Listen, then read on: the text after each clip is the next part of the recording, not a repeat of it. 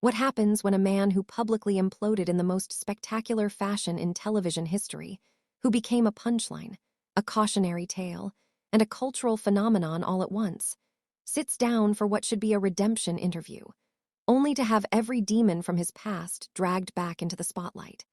What you're about to witness is one of the most raw and explosive confrontations ever captured on daytime television. The moment when Charlie Sheen, a man who thought he had seen and survived everything, discovered that some people aren't interested in redemption stories. And what happened next would remind the world that the man they had written off still had plenty of fight left in him. Before we dive into this incredible story, make sure to subscribe and drop your thoughts in the comments because, trust me, you're going to want to talk about this one. The morning had a strange energy to it from the start. Charlie Sheen arrived at the View Studios in Manhattan, looking nothing like the wild-eyed, erratic figure that had dominated tabloids over a decade ago. At 59 years old, he carried himself with a quiet dignity that surprised the production staff who remembered his more chaotic days. His hair was neatly trimmed, his suit was understated, and his handshake was steady. This was a man who had walked through fire and come out the other side, scarred but standing. He was there to promote a new independent film, a small project that had given him a chance to act again after years in the wilderness. More importantly, he was there to show the world that the man who had once declared himself to be winning while his life crumbled around him had finally found something that actually looked like victory, sobriety, stability. A second chance that he knew he didn't entirely deserve, but was determined to honor. The studio lights were bright as Charlie took his seat at the famous table. He squinted slightly against the glare, a reminder of how long it had been since he had done the talk show circuit. The audience gave him a warm welcome, warmer than he had expected. These were people who remembered him from 2.5 Men, from Platoon, from Major League, from Wall Street. They remembered the talent before they remembered the tabloids. And there was something in their applause that suggested they wanted to believe in his comeback. Whoopi Goldberg opened the segment with measured warmth. Our next guest has had quite a journey from being one of the highest-paid actors in television history to facing some very public personal struggles. He's now back with a new film and what he calls a new perspective on life. Please welcome Charlie Sheen. The applause was genuine, if cautious. Charlie waved to the audience with a smile that carried more gratitude than showmanship. Thank you. Really, thank you for having me. It's good to be anywhere these days. The self-deprecating humor landed well, drawing a few laughs from the audience. Sarah Haynes asked about the new film, and Charlie spoke with obvious passion about the project, about the director who had taken a chance on him when no one else would, about the joy of being on a set again after so many years in exile from the industry he loved. You know, when you've been where I've been, you don't take anything for granted, Charlie said, his voice carrying a weight that came from hard-earned wisdom. Every day I get to do this work, I'm grateful. Every day I wake up clear-headed and present, I'm grateful. That might sound like a cliché, but when you've almost lost everything, clichés become truths you hold on to for survival. The audience was with him. You could feel the goodwill in the room, the collective desire to believe in his redemption. For a few minutes, everything felt exactly as his publicist had hoped it would. Then Joy Behar leaned forward with that familiar glint in her eyes, and the temperature in the room dropped several degrees. "So, Charlie," Joy began, her voice carrying an edge that made the other hosts shift uncomfortably in their seats. "You talk about being grateful and not taking things for granted, but let's be honest here. You had more chances than most people get in a lifetime. You made millions of dollars, had every opportunity in the world, and you threw it all away multiple times. Why should anyone believe that this time is different?" The question landed like a punch to the gut. The audience went quiet. Charlie's expression shifted almost imperceptibly, his eyes narrowing slightly as he processed what had just been thrown at him on live television. "That's a fair question, Joy," he replied, his voice still controlled, but now carrying a cautious undertone. "The honest answer is that I can't make anyone believe anything. All I can do is show up every day and try to be better than I was the day before. My track record isn't great, I know that, but I'm not here to convince anyone. I'm here to do the work." Joy wasn't satisfied. She leaned back with a smirk that suggested she was just getting started. "Do the work, that's very 12-step of you. But let's talk about what that work actually involves. You put a lot of people through hell, Charlie. Your ex-wives, your children, the people who worked with you on set every day. You cost a network hundreds of millions of dollars with your behavior. You said things publicly that were offensive and erratic. And now we're supposed to just welcome you back because you've learned some recovery slogans. Several audience members shifted uncomfortably in their seats. Sunny Halston looked like she wanted to redirect the conversation immediately. Even Whoopi's expression had tightened slightly. This wasn't the tone anyone had expected for what was supposed to be a promotional interview. Charlie took a breath, visibly centering himself before responding. I'm not asking anyone to forget what happened. I'm not asking for a pass. What I did, the way I behaved, the people I hurt, I have to live with that every single day, and I should live with it. Actions have consequences, and I've faced more consequences than most people will ever know. Have you, though? Joy pressed, her voice rising slightly. Because from where I sit, you still live in a nice house. You still have money in the bank. You still get invited on talk shows to promote your projects. The consequences for people like you aren't the same as they are for regular people. Regular people lose everything and never get it back. You lose everything and get a redemption tour. The accusation was pointed and deliberate, designed to undermine any sympathy the audience might have been feeling. Charlie's jaw tightened, and for a moment, those who remembered his more volatile days might have braced for an explosion. But the explosion didn't come. Instead, something colder and more controlled took its place. You want to talk about consequences, Joy? Charlie's voice was quiet, but carried a weight that filled the studio. Let me tell you about consequences. I lost my career. Not took a break. Lost it completely. I went from being the highest paid actor on television to being unhireable.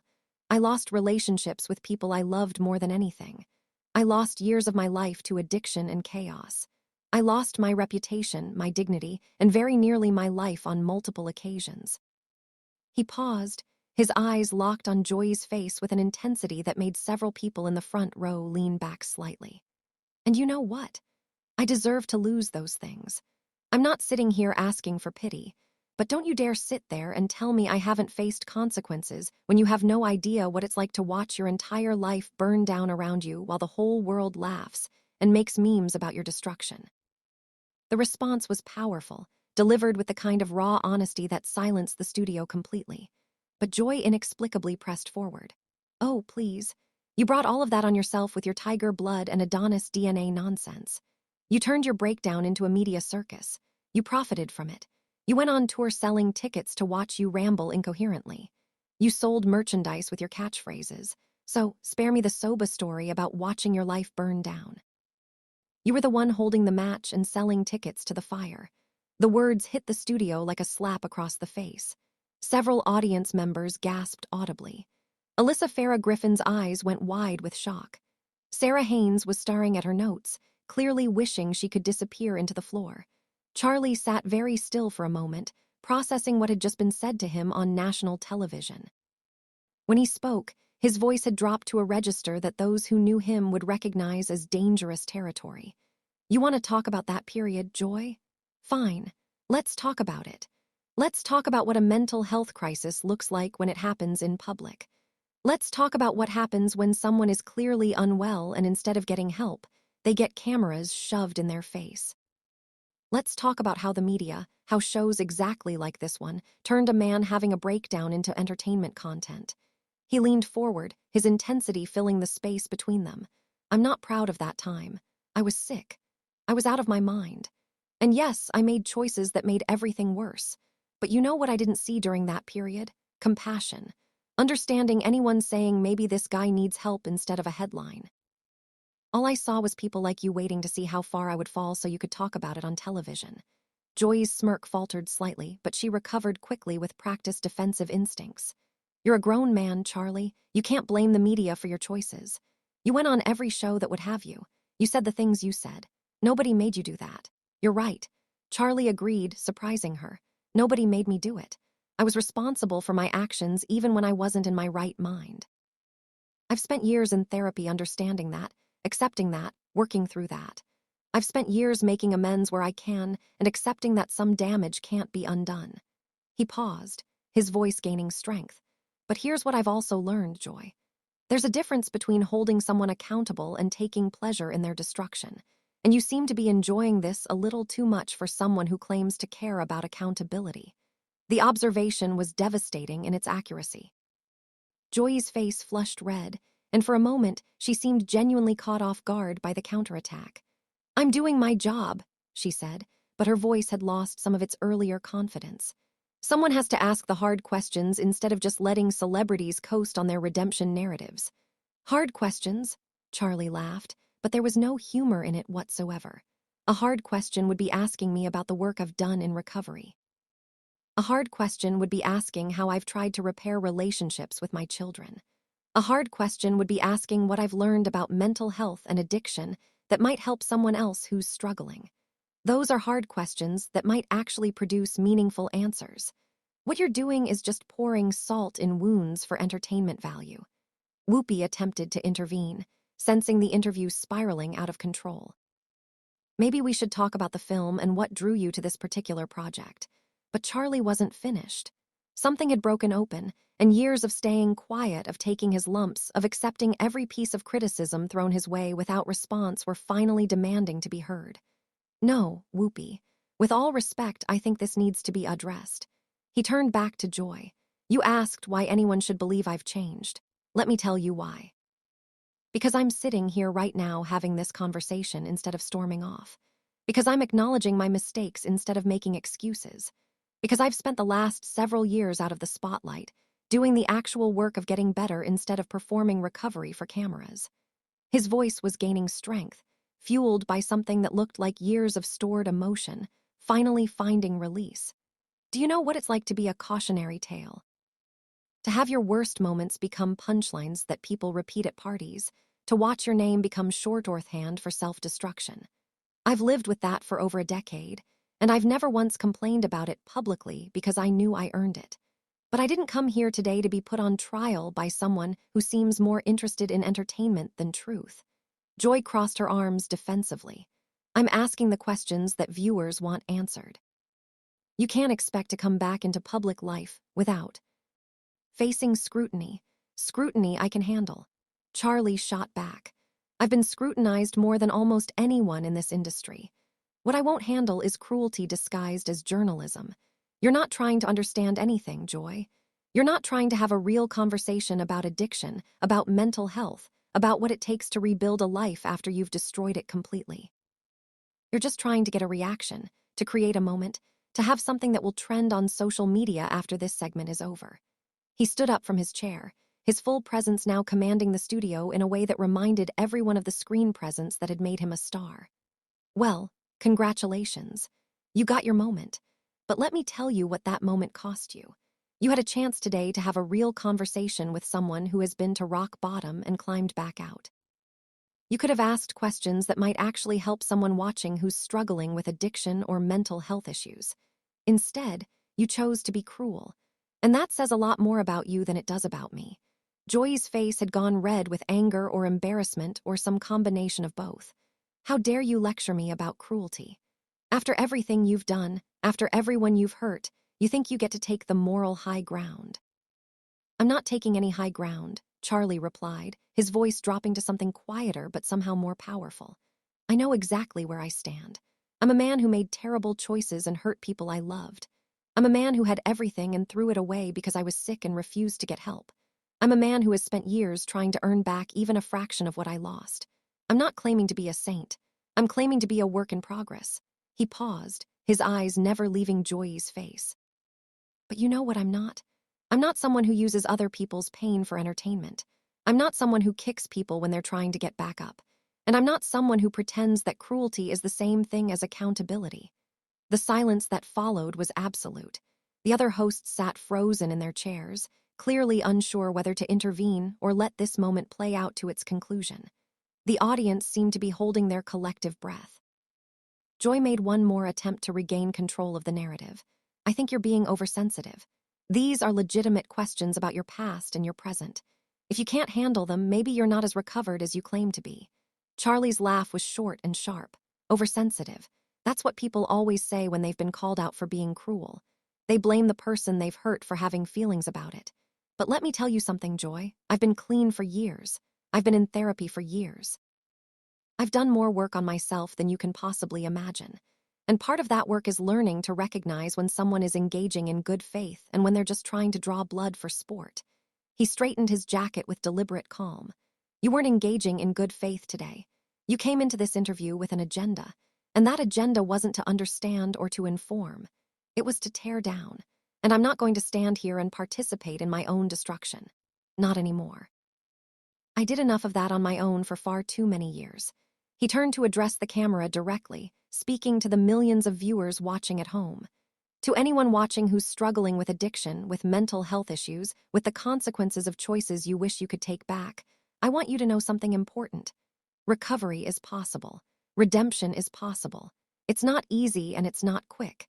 And not everyone is going to believe in you. Some people like Joy here are going to actively root for you to fail because your failure makes better content than your success ever will. His voice carried the weight of hard-earned wisdom. Don't let them stop you. Don't let the people who profit from your pain convince you that you don't deserve to get better. The only person who gets to decide whether you're worth saving is you.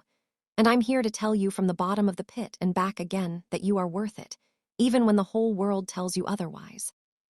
The audience began to applaud softly at first, then building to something significant and sustained. Charlie acknowledged them with a small nod before turning back to Joy one final time. I hope you never have to experience what I've experienced. I hope you never have to watch everything you've built crumble because of your own choices. I hope you never have to claw your way back from rock bottom while the world cheers for you to fail. But if you ever do find yourself in that position, I hope you meet more compassion than you've shown me today. Because everyone deserves at least that much, even people who have made terrible mistakes, even me. With that, Charlie Sheen walked off the stage with a dignity that seemed to surprise everyone in the studio, perhaps even himself. The audience sat in stunned silence. The cameras kept rolling, capturing Joy Behar sitting at the table with an expression that was difficult to read. Somewhere between defiance and the dawning recognition that she had perhaps gone too far. What had started as a promotional interview for a small independent film had become something far more significant. A man who had been written off as a joke, a cautionary tale, a symbol of self-destruction, had stood up and demanded to be seen as something more. Not a saint, not a victim, just a human being trying to be better than he was. And as the studio fell into uncomfortable silence, one thing was absolutely clear. The man who had once declared himself to be winning had finally learned what winning actually looked like. And it had nothing to do with tiger blood or Adonis DNA. It was simply the quiet courage to keep getting up no matter how many times the world tried to knock him down. What do you think about this incredible confrontation? Was Joy Behar out of line, or was she just doing her job? Drop your thoughts in the comments below, and make sure to subscribe for more stories. That will absolutely leave you speechless.